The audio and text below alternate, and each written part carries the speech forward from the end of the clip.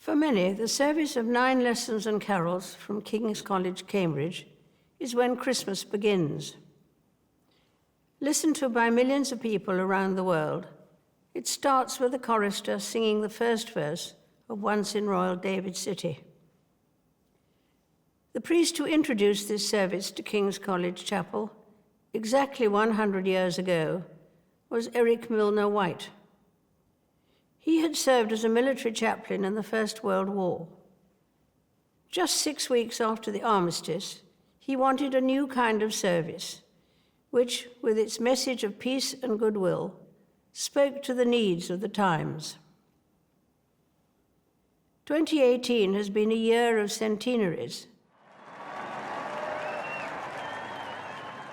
The Royal Air Force celebrated its 100th anniversary with a memorable flypast, demonstrating a thrilling unity of purpose and execution. We owe them and all our armed services our deepest gratitude. My father served in the Royal Navy during the First World War. He was a midshipman in HMS Collingwood at the Battle of Jutland in 1916. The British fleet lost 14 ships and 6,000 men in that engagement. My father wrote in a letter, "How and why we were not hit beats me." Like others, he lost friends in the war. At Christmas, we become keenly aware of loved ones who have died, whatever the circumstances. But of course, we would not grieve if we did not love. Closer to home, it has been a busy year for my family.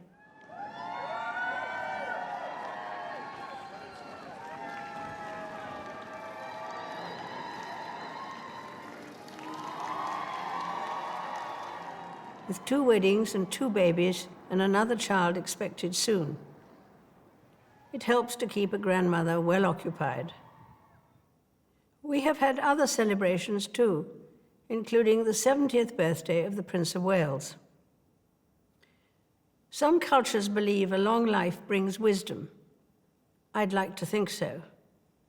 Perhaps part of that wisdom is to recognize some of life's baffling paradoxes, such as the way human beings have a huge propensity for good, and yet a capacity for evil. Even the power of faith, which frequently inspires great generosity and self-sacrifice, can fall victim to tribalism. But through the many changes I have seen over the years, faith, family, and friendship have been not only a constant for me, but a source of personal comfort and reassurance. In April, the Commonwealth heads of government met in London. My father welcomed just 8 countries to the first such meetings in 1948. Now the Commonwealth includes 53 countries with 2.4 billion people, a third of the world's population. Its strength lies in the bonds of affection it promotes and a common desire to live in a better, more peaceful world. Even with the most deeply held differences, treating the other person with respect and as a fellow human being is always a good first step towards greater understanding. Indeed, the Commonwealth Games, held this year on Australia's Gold Coast, are known universally as the Friendly Games because of their emphasis on goodwill and mutual respect. The Christmas story retains its appeal since it doesn't provide theoretical explanations for the puzzles of life. Instead, it's about the birth of a child and the hope that birth 2,000 years ago brought to the world. Only a few people acknowledged Jesus when he was born. Now, billions follow him. I believe his message of peace on earth and goodwill to all is never out of date. It can be heeded by everyone. It's needed as much as ever.